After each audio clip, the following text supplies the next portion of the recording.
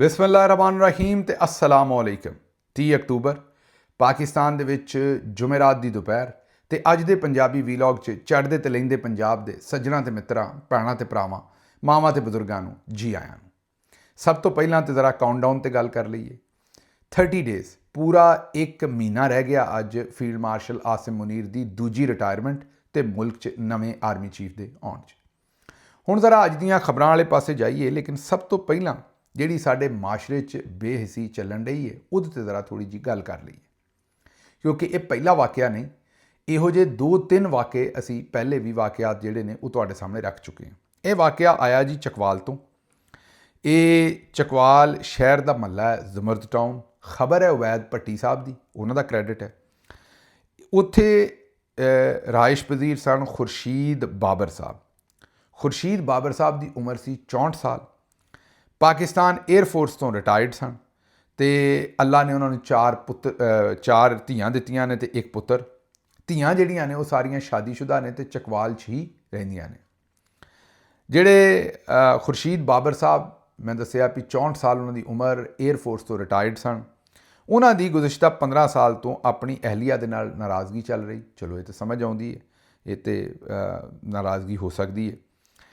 ਔਰ ਨਾਰਾਜ਼ਗੀ ਇਹੋ ਜਿਹੀ ਹੈ ਕਿ ਇੱਕੋ ਹੀ ਘਰ 'ਚ ਥੱਲੇ ਵਾਲੇ ਫਲੋਰ 'ਤੇ ਉਹਨਾਂ ਦੀ ਬੇਗਮ ਰਹਿੰਦੀ ਹੈ ਅਤੇ ਉੱਤੇ ਵਾਲੇ ਫਲੋਰ 'ਤੇ ਖੁਰਸ਼ੀਦ ਬਾਬਰ ਸਾਹਿਬ ਰਹਿੰਦੇ ਸਨ। ਉਹਨਾਂ ਦਾ ਜਿਹੜਾ ਉੱਤੇ ਜਾਣ ਔਰ ਆਉਣ ਦਾ ਰਸਤਾ ਵੀ ਉਹ ਅਲੱਗ ਸੀ ਅਤੇ ਬੇਗਮ ਸਾਹਿਬਾ ਦਾ ਅਲੱਗ ਸੀ। 15 ਦਿਨ ਪਹਿਲੇ ਉਹ ਗਾਇਬ ਹੋ ਗਏ ਔਰ ਉਹਨਾਂ ਦਾ ਕੋਈ ਪਤਾ ਨਾ ਲੱਗਾ ਔਰ ਕਿਸੇ ਨੇ ਕੋਈ ਰਾਬਤਾ ਵੀ ਉਹਨਾਂ ਨਾਲ ਨਾ ਕੀਤਾ। ਫਿਰ ਉਹਨਾਂ ਦੇ ਇੱਕ ਦਾਮਾਦ ਨੇ ਉਹਨਾਂ ਨਾਲ ਰਾਬਤਾ ਕਰਨ ਦੀ ਕੋਸ਼ਿਸ਼ ਕੀਤੀ।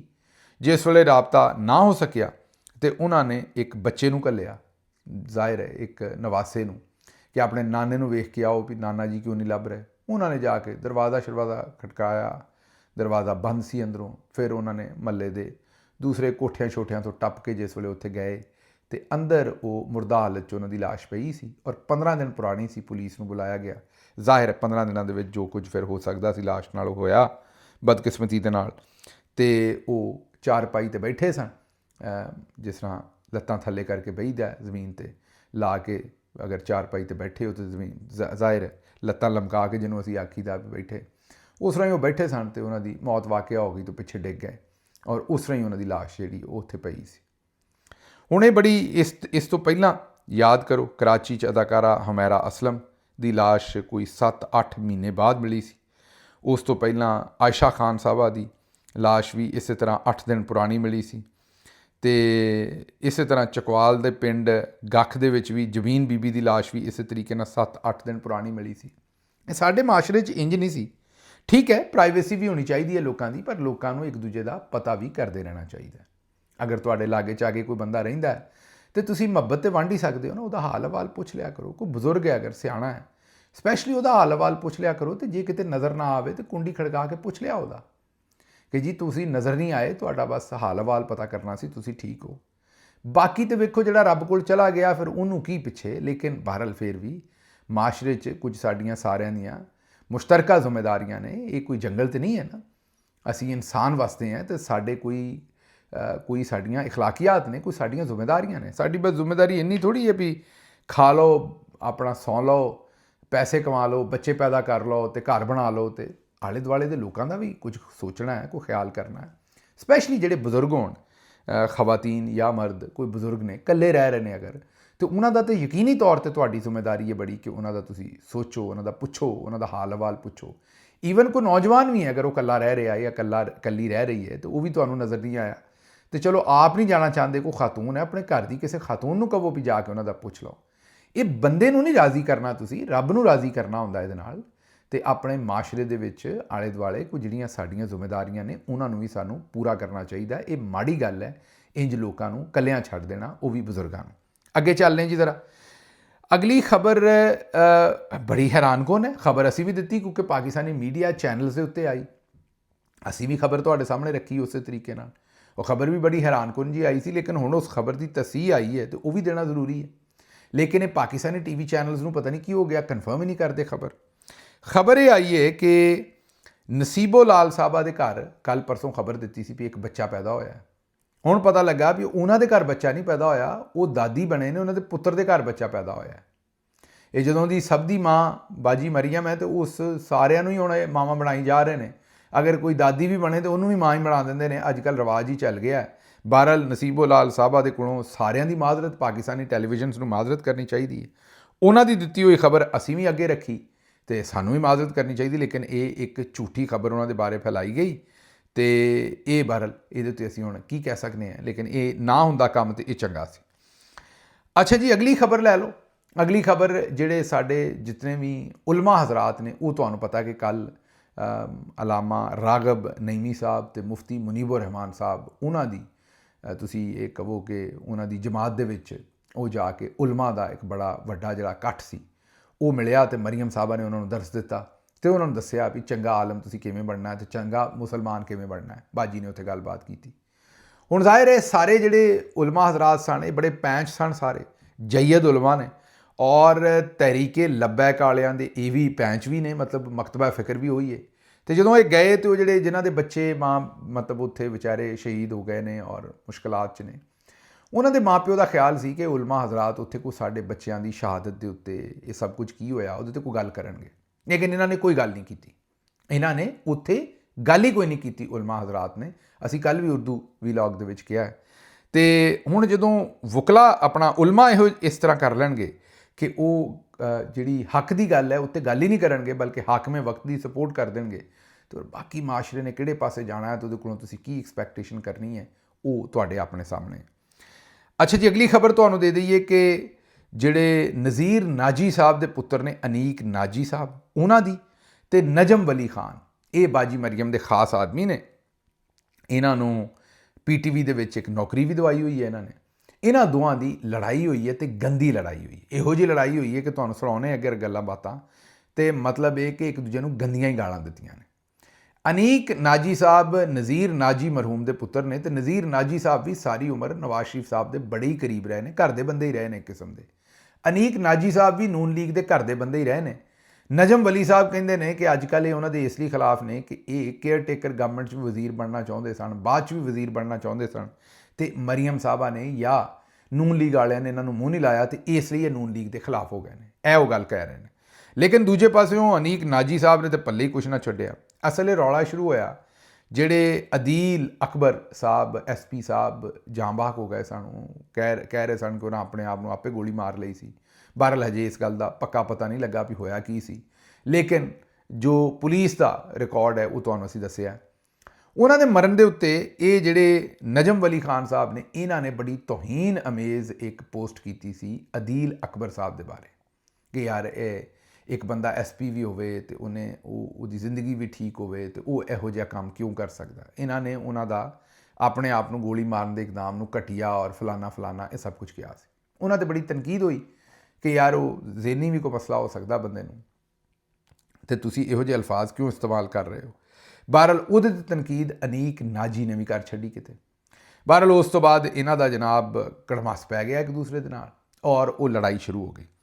ਹੁਣ ਲੜਾਈ ਇੱਥੋਂ ਤੱਕ ਚਲੀ ਗਈ ਕਿ ਨਜਮ ਵਲੀ ਨੇ ਲਿਖਿਆ ਕਿ ਅਨੀਕ ਮੈਂ ਨਾ ਕਦੀ ਤੇਰੇ 'ਤੇ ਕਮੈਂਟ ਕੀਤਾ ਨਾ ਪੋਸਟ, ਅਗਰ ਅਰੂਜ ਤੇ ਜ਼ਵਾਲ ਸ਼ੁਰੂ ਕਰਨਾ ਹੈ ਤੇ ਮੈਂ ਤੁਹਾਡੇ ਵਾਲਦ ਸਾਹਿਬ ਤੋਂ ਸ਼ੁਰੂ ਕਰਾਂਗਾ ਜਿਹੜਾ ਮੇਰੇ ਪ੍ਰੋਗਰਾਮਾਂ 'ਚ ਆਉਂਦੇ ਹੁੰਦੇ ਸਨ ਤੇ ਕਿਸ ਹਾਲਤ 'ਚ, ਮਤਲਬ ਉਹ ਕਹਿਣਾ ਚਾਹ ਰਹੇ ਨੇ ਕਿ ਨਸ਼ੇ ਦੀ ਹਾਲਤ 'ਚ ਆਉਂਦੇ ਸਨ।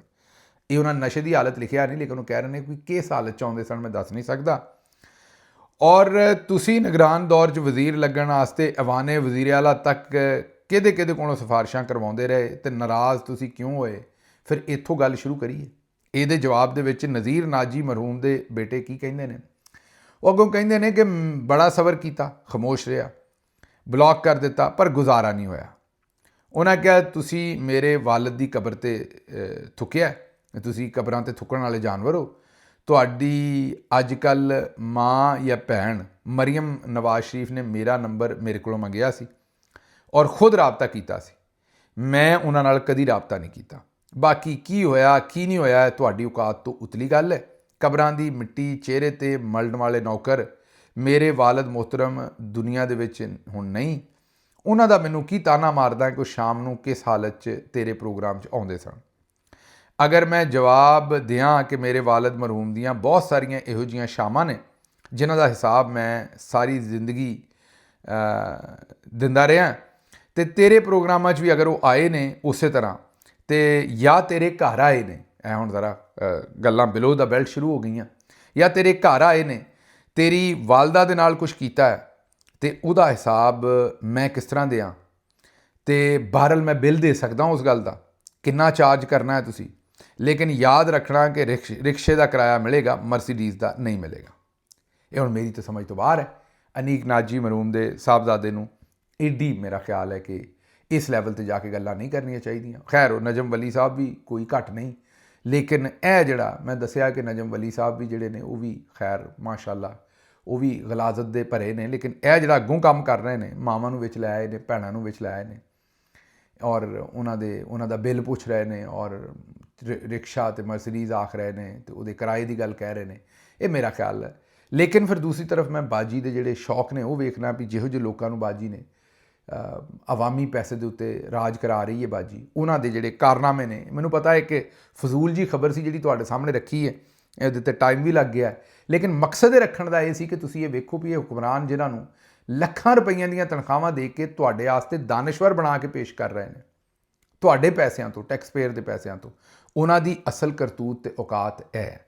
ਅੱਗੇ ਚਲੋ ਜੀ, ਅਗਲੀ ਖਬਰ ਤੁਹਾਡੇ ਸਾਹਮਣੇ ਅਸੀਂ ਰੱਖਨੇ ਹੈ ਕਿ ਰਾਣਾ ਸਨਾਉੱਲਾ ਸਾਹਿਬ ਨੇ ਇਹ ਤਾਂ ਚਲੋ ਕਹਿ ਦਿੱਤਾ ਕਿ ਫੀਲਡ ਮਾਰਸ਼ਲ ਜਿਹੜੇ ਨੇ ਉਹ ਖਾਲਿਦ ਬਿਨ ਵਲੀਦ ਦੀ ਤਰ੍ਹਾਂ ਦੇ ਉਹਨਾਂ 'ਚ ਔਸਾਫ ਪਾਏ ਜਾਂਦੇ ਨੇ, ਉਸੇ ਪਾਏ ਦੇ ਉਹ ਜਰਨੈਲ ਨੇ, ਅਸਕਰੀ ਮਾਸ ਤੇ ਫਿਕਰ ਕਰਨ ਦੀ ਜ਼ਰੂਰਤ ਨਹੀਂ। ਲੇਕਿਨ ਕੀ ਇਹ ਰਾਣਾ ਸਾਹਿਬ ਨੇ ਪਹਿਲੀ ਵਾਰੀ ਚੁੱਕ ਪ੍ਰੋਗਰਾਮ ਕੀਤਾ? ਨਹੀਂ, ਇਸ ਤੋਂ ਪਹਿਲਾਂ ਇੱਕ ਮੌਲਵੀ ਸਾਹਿਬ ਦੀ ਵੀਡੀਓ ਹੈ, ਜ਼ਰਾ ਸੁਣ ਲਓ। ਇਹ ਜਨਰਲ ਜਿਹੜੇ ਨੇ ਨਾ, ਜਨਰਲ ਕਮਰ ਬਾਜਵਾ, ਜਨਰਲ ਕਮਰ ਬਾਜਵਾ 5 ਵਕਤ ਦਾ ਨਮਾਜ਼ੀ, ਤਹज्जुद ਗੁਜ਼ਾਰ। ਔਰ ਇੱਕ ਤੁਹਾਨੂੰ ਮੈਂ ਹੋਰ ਗੱਲ ਦੱਸਾਂ, ਖਾਸ ਗੱਲ, ਇਹਨੇ ਪੂਰੀ ਜ਼ਿੰਦਗੀ ਇੰਡੀਆ ਦਾ ਗਾਣਾ ਨਹੀਂ ਜੇ ਸੁਣਿਆ। ਬੜੀ ਗੱਲ अमीर हमजा गल कर रहा है। इस बंदे ने अल्लाह के नबी सल्लल्लाहु अलैहि वसल्लम नाल ऐसी मुहब्बत करने वाला है और हिंदुओं नाल ऐसी नफरत करने वाला है कि इन्हें पूरी जिंदगी इंडिया का गाना नहीं सुनिया। और कश्मीर से यदि ड्यूटी रही जनरल साहब की और असी चंगी तरह जानते हैं। सुन लिया जी, उन्हें आख्या सी बाजवा साहब 5 वक्त के नमाजी ने, तहज्जुद गुजार ने, कदी इंडिया का गाना नहीं सुनिया। उस वेले मौलवी साहब चुक प्रोग्राम कर रहे सन, तो चलो ठीक है, राणा साहब भी हुण चुकते थोड़ी जी लाइन क्रॉस कर गए ने। उन्होंने आसिम मुनीर साहब नूं खालिद बिन वलीद दे जा बराबर लाया तो आख्या भी उन्हां दे पाए दे जरनैल ने। चलो अल्लाह खैर करे, हुण असीं की आख सकने। अच्छा, अगली खबर तुहाडे लई इस लई जरूरी है कि तुहाडे छोटे बच्चे ने, ताकि तुसीं उन्हां नूं समझा सको या तुहाडे आले दुआले की हो रहा उहदे बारे थोड़ा जिहा अवेयर होवो। भारती शहर लखनऊ च आर्टिफिशियल इंटैलीजेंस के जरिए एक तस्वीर बनाई नौजवान ने और उस तस्वीर दे विच ये विखाया भी उहदे कोल एक चीता रहिंदा है। हाँ जी, उहदे विच उहने विखाया भी उहदे कोल एक चीता उहने रखिया है, क्योंकि आर्टिफिशियल इंटैलीजेंस दे नाल वीडियो दे विच उहने इहो जिहा माहौल बनाया कि उहदे नाल ही चीता फिर रहा है। बस फिर की सी, वीडियो वायरल हो गई तो पुलिस पई तो उन्होंने नौजवान नूं चुक लिया। नौजवान बाद पिटदा रहा भी ये आर्टिफिशियल इंटैलीजेंस नाल सी। उन्हें आख्या नहीं, सानू वो चीता चाहिए क्योंकि आवाम नूं तो खतरा हो सकता। हुण वो नौजवान जिहड़ा बेचारा हवालात च पिया। इसे तरह लोगों दियाँ झूठियाँ AI दे नाल, मीन किसी खातून दे नाल कोई मर्द खड़ा करके वीडियो बनाती या उदी तस्वीर बनाती। इसलिए हुण मैं पिंडां वालियां को खसूसी तौर पर या शहरां वालियां कोलों भी एक गुजारिश करांगा कि अगर किसी बच्ची दे नाल किसी मर्द की कोई इहो जी तस्वीर जिस नाल तुहानूं गुस्सा आवे, वो तुहाडी नज़र तो गुजरे, तो बराए मेहरबानी ਇਹਦੇ ਤੇ ਫੌਰੀ ਰਿਐਕਟ ਨਹੀਂ ਕਰਨਾ। ਅੱਜ ਕੱਲ AI ਦੇ ਨਾਲ ਕੁਛ ਵੀ ਬਣ ਜਾਂਦਾ। ਇਹ ਨਾ ਵੀ ਉਹ ਬੱਚੀ ਨੂੰ ਕੁੱਟਣਾ ਸ਼ੁਰੂ ਕਰ ਦਿਓ, ਜਿਹੜਾ ਕੰਮ ਸ਼ੁਰੂ ਕਰ ਦਿੰਦੇ ਹੋ, ਫੌਰੀ ਨੁਕਸਾਨ ਪਹੁੰਚਾਉਣਾ ਸ਼ੁਰੂ ਕਰ ਦਿਓ। ਪਹਿਲਾਂ ਆਪਣੀ ਅਕਲ ਇਸਤੇਮਾਲ ਕਰਨੀ ਹੈ। ਕਿਸੇ ਵਾਹਿਯਾਤ ਬੰਦੇ ਨੇ AI ਆਰਟੀਫਿਸ਼ੀਅਲ ਇੰਟੈਲੀਜੈਂਸ ਨੂੰ ਇਸਤੇਮਾਲ ਕਰਕੇ ਤੇ ਉਹ ਤਸਵੀਰ ਜਾਲੀ ਤਰੀਕੇ ਨਾਲ ਉਹ ਤੁਹਾਡੀ ਵੀ ਬਣਾਈ ਜਾ ਸਕਦੀ ਹੈ, ਕਿਸੇ ਦੀ ਵੀ ਬਣਾਈ ਜਾ ਸਕਦੀ, ਮੇਰੀ ਵੀ ਬਣਾਈ ਜਾ ਸਕਦੀ ਹੈ। ਤੇ ਥੋੜਾ ਜਿਹਾ ਇਹ ਹੁਣ ਇਹ ਜਿਹੜੀ ਟੈਕਨੋਲੋਜੀ ਬਦਲ ਰਹੀ ਹੈ ਇਹਦੇ ਤੇ ਤਵੱਜੋ ਵੀ ਰੱਖਣੀ ਹੈ, ਬੱਚਿਆਂ ਨੂੰ ਵੀ ਸਮਝਾਉਣਾ ਤੇ ਨਾਲ ਆਪ ਵੀ ਸਮਝਣਾ, ਆਪ ਵੀ ਇਹਦਾ ਸ਼ਿਕਾਰ ਕਿਸੇ ਵੇਲੇ ਨਹੀਂ ਹੋ ਜਾਣਾ। अच्छा जी, अगली खबर CCD ਦੇ ਅਫਸਰਾਂ ਦਾ ਅਨੋਖਾ ਕਾਰਨਾਮਾ। ਲਾਹੌਰ ਦੇ ਤਾਜਰ ਨੂੰ ਉਹਦੇ ਘਰ ਤੋਂ ਅਗਵਾ ਕੀਤਾ, ਅਹਿਲੇ ਖਾਨਾ ਦੇ ਕੋਲੋਂ 5 ਕਰੋੜ ਤਾਵਾਨ ਮੰਗਿਆ। ਉਸ ਤੋਂ ਬਾਅਦ ਉਹਨਾਂ ਨੇ ਕਿਹਾ ਵੀ ਸਾਡੇ ਕੋਲ ਤਾਂ 5 ਕਰੋੜ ਨਹੀਂ ਹੈਗਾ, ਅਸੀਂ 40 ਲੱਖ ਦੇ ਸਕਦੇ ਹਾਂ। 40 ਲੱਖ ਸੌਦਾ ਤੈਅ ਕਰ ਲਿਆ ਤੇ ਉਹਨਾਂ ਨੇ ਵਲੀਦ ਨਾਮੀ ਇਹ ਤਾਜਰ ਚੁੱਕਿਆ ਸੀ ਘਰੋਂ। ਉਹਨਾਂ ਵਲੀਦ ਦੇ ਘਰ ਵਾਲਿਆਂ ਨੂੰ ਕਿਹਾ ਕਿ ਫਲਾਨੀ ਜਗ੍ਹਾ ਤੇ ਤੁਸੀਂ ਲੈ ਕੇ ਆ ਜਾਓ ਪੈਸੇ ਤੇ ਅਸੀਂ ਤੁਹਾਡੇ ਕੋਲੋਂ ਵਸੂਲ ਕਰ ਲਾਂਗੇ। ਇਹ CCD, ਇਹ ਜਿਹੜਾ ਤੁਹਾਨੂੰ ਪਤਾ ਹੀ ਅੱਜ ਕੱਲ੍ਹ ਪੁਲਿਸ ਮੁਕਾਬਲੇ ਕਰਕੇ ਮਾਰ ਰਿਹਾ, ਇਹ ਉਹ CCD ਹੈ। ਮਤਲਬ ਹੁਣ NCC ਵਾਲੇ ਤਾਂ ਫੜੇ ਗਏ ਸਨ ਨਾ, ਨੈਸ਼ਨਲ ਕ੍ਰਾਈਮ ਵਾਲੇ, ਇਹ ਹੁਣ CCD ਵਾਲੇ ਨੇ। ਇਹ ਬਾਜੀ ਮਰੀਅਮ ਨੇ ਉਹ ਜਿਹੜੀ ਡਿਸ਼ੂ ਫੋਰਸ ਬਣਾਈ ਜਿਹਨਾਂ ਨੇ ਤੀਫੀ ਭੱਟ ਸਾਹਿਬ ਦਾ ਕਤਲ ਕੀਤਾ, ਦੂਸਰੇ ਬੰਦਿਆਂ ਦੀ ਸਾਰਿਆਂ ਦੇ ਪੁਲਿਸ ਮੁਕਾਬਲੇ ਕਰ ਰਹੇ ਨੇ। ਕੋਈ 800-900 ਬੰਦਾ ਜਿਹੜਾ ਹੁਣ ਤੱਕ ਰਿਪੋਰਟਡਲੀ ਮਾਰ ਚੁੱਕੇ ਨੇ। ਇਹ ਉਹ CCD ਦੇ ਇੰਸਪੈਕਟਰ ਕੋਤਵਾਲੀ, ਇੰਸਪੈਕਟਰ ਜਾਵੇਦ ਨੇ ਦੀਗਰ ਅਹਿਲਕਾਰਾਂ ਦੇ ਨਾਲ ਰਲ ਕੇ ਤੇ ਇਹ ਜਿਹੜਾ ਵਲੀਦ ਨਾਮੀ ਆਦਮੀ ਸੀ ਉਹਨੂੰ ਅਗਵਾ ਕਰ ਲਿਆ। ਅੱਛਾ, ਉਹਦਾ ਕਸੂਰ ਕੀ ਸੀ? ਉਹ ਆਨਲਾਈਨ ਕੰਮ ਕਰਦਾ ਸੀ ਤੇ ਪੈਸੇ ਕਮਾਉਂਦਾ ਸੀ। ਖੈਰ, CCD ਦੇ ਇੰਸਪੈਕਟਰ ਜਾਵੇਦ ਨੇ ਤੌਸੀਫ ਕਾਂਸਟੇਬਲ ਸਮੇਤ ਦੂਜੇ ਲੋਕਾਂ ਦੇ ਨਾਲ ਮਿਲ ਕੇ ਵਲੀਦ ਨੂੰ ਅਗਵਾ ਕੀਤਾ। ਅਹਿਲੇ ਖਾਨਾ ਜਿਸ ਵੇਲੇ ਇਹ ਪੈਸੇ ਦੇਣ ਆਏ 40 ਲੱਖ ਰੁਪਇਆ, ਤੇ ਉਹਨਾਂ ਨੂੰ ਡਿਫਰੈਂਟ ਜਗ੍ਹਾ ਤੇ ਬੁਲਾਉਂਦਾ ਰਿਹਾ ਵੀ ਇੱਥੇ ਆ ਜਾਓ, ਇੱਥੇ ਆ ਜਾਓ। ਖੈਰ, ਆਖਿਰਕਾਰ ਜਿਸ ਵੇਲੇ ਜਿੱਥੇ ਪੈਸੇ ਦਿੱਤੇ ਉੱਥੇ ਫਿਰ ਪੁਲਿਸ ਨੇ ਉਹਨਾਂ ਨੂੰ ਗ੍ਰਿਫਤਾਰ ਕੀਤਾ, ਕਿਉਂਕਿ ਉਹਨਾਂ ਦੇ ਘਰ ਵਾਲਿਆਂ ਨੇ ਪਹਿਲੇ ਹੀ ਪੁਲਿਸ ਨੂੰ ਇਨਫੋਰਮ ਕੀਤਾ ਸੀ, ਪੁਲਿਸ ਅਲਰਟ ਸੀ। ਉੱਥੇ ਜਿਸ ਵੇਲੇ 40 ਲੱਖ ਰੁਪਈਆ ਲਿਆ ਤੇ ਪੁਲਿਸ ਨੇ ਫਿਰ ਇੰਸਪੈਕਟਰ ਨੂੰ ਵੀ ਗ੍ਰਿਫਤਾਰ ਕਰ ਲਿਆ ਤੇ ਪੈਸਾ ਵੀ ਕਬਜ਼ੇ 'ਚ ਕਰ ਲਿਆ, ਮਗਵੀ ਨੂੰ ਵੀ ਛੁਡਵਾ ਲਿਆ। ਇਹ ਹੁਣ NCC, ਇਹ ਤਿੰਨੋਂ ਜਿਹੜੇ ਅਦਾਰੇ ਨੇ, ਇਹ ਫੀਲਡ ਮਾਰਸ਼ਲ ਸਾਹਿਬ ਤੇ ਬਾਜੀ ਮਰੀਅਮ ਤੇ ਇਹਨਾਂ ਦੇ ਆਪਣੇ ਬਣਾਏ ਹੋਏ। ਤੇ ਚੰਦ ਮਹੀਨੇ ਪਹਿਲੇ ਜਿਵੇਂ ਉਹ ਆਪਣੀ SIFC ਸੀ ਨਾ, ਜਿਹਨੇ ਇਨਵੈਸਟਮੈਂਟ ਲੈ ਕੇ ਆਣੀ ਸੀ, ਉਹ ਵੀ ਫੇਲ ਹੋ ਗਈ। ਨੈਸ਼ਨਲ ਕ੍ਰਾਈਮ ਏਜੰਸੀ ਸੀ, ਉਹ ਵੀ ਫੇਲ ਹੋ ਗਈ। ਉਹਨਾਂ ਦੇ 9 ਬੰਦੇ ਡੱਕੀ ਬਾਈ ਵਾਲੇ ਕੇਸ ਦੇ ਵਿੱਚ ਅੰਦਰ ਨੇ। ਹੁਣ CCD ਜਿਹੜੇ ਪੁਲਿਸ ਮੁਕਾਬਲੇ ਜਿਨ੍ਹਾਂ ਨੇ ਜਰਾਇਮ ਨੂੰ ਖਤਮ ਕਰਨਾ ਸੀ, ਉਹ ਲੋਕਾਂ ਨੂੰ ਆਪ ਅਗਵਾ ਕਰਕੇ ਤੇ ਉਹਨਾਂ ਦੇ ਕੋਲੋਂ ਪੈਸਾ ਮੰਗ ਰਹੇ ਨੇ। ਉਹ ਵੀ ਤੁਹਾਡੇ ਸਾਹਮਣੇ ਨੇ। ਅੱਛਾ ਜੀ, ਇਹ ਨਵਾਂ ਕੰਮ ਹੋਇਆ। ਪੰਜਵਾਂ ਵਾਕਿਆ ਹੈ ਗੱਗੋ ਮੰਡੀ ਦੇ ਵਿੱਚ ਸਾਊਂਡ ਐਕਟ ਦੀ ਖਿਲਾਫਵਰਜ਼ੀ ਦੇ ਉੱਤੇ ਕਾਮਰਾਨ ਜੱਟ ਦੀ ਮਹਿੰਦੀ ਦੇ ਉੱਤੇ ਛਾਪਾ ਪਿਆ ਤੇ ਉੱਥੇ ਵੀ ਕੋਈ ਨੂਰਜਹਾਂ ਸਾਹਿਬਾ ਦਾ ਗਾਣਾ ਚੱਲ ਰਿਹਾ ਸੀ, ਮਲਕਾ ਤਰੰਨਮ ਸਾਹਿਬਾ ਦਾ, ਤੇ ਉੱਥੋਂ ਵਾਲੀ ਪੁਲਿਸ ਨੇ ਵੀ ਚੁੱਕ ਲਿਆ ਕਿ ਤੁਸੀਂ ਉੱਚੀ ਆਵਾਜ਼ ਦੇ ਵਿੱਚ ਗਾਣਾ ਲਾਇਆ। ਦੁਲਾ ਵੀ ਭੱਜ ਗਿਆ, ਦੁਲਾ ਦੇ ਘਰ ਵਾਲੇ ਵੀ ਭੱਜ ਗਏ, ਲੇਕਿਨ ਜਿਹੜੇ ਉੱਤੇ ਵਿਚਾਰੇ ਕੋਈ ਗਾਣਾ ਸ਼ਾਣਾ ਵਜਾਉਣ ਵਾਲੇ ਢੋਲਕੀਆਂ ਢਾਲਕੀਆਂ ਦੇ ਬੰਦੇ ਸਨ, ਉਹ ਉਹਨਾਂ ਨੇ ਫੜ ਲਏ, ਮਤਲਬ ਕਿ ਫੜ ਲਏ। ਤੇ ਬਾਕੀ ਪਾਰਟੀਆਂ ਜਿਹੜੀਆਂ ਸਾਰੀਆਂ ਭੱਜ ਗਈਆਂ। ਹੁਣ ਉਹ ਜਿਹੜੇ ਵਿਚਾਰੇ ਗਾਣਾ ਸ਼ਾਣਾ ਵਜਾਉਣ ਵਾਲੇ ਸਨ, ਮੇਰੀ ਗੁਜ਼ਾਰਿਸ਼ ਪੁਲਿਸ ਕੋਲੋਂ ਇਹ ਹੈ ਵੀ ਮਿਹਰਬਾਨੀ ਕਰੋ, ਇਹਨਾਂ ਨੂੰ ਛੱਡ ਦਿਓ। ਇਹਨਾਂ ਦਾ ਕੀ ਕਸੂਰ ਹੈ? ਇਹਨਾਂ ਨੇ ਤੁਹਾਨੂੰ ਤਾਂ ਨਹੀਂ ਕੁਝ ਆਖਿਆ।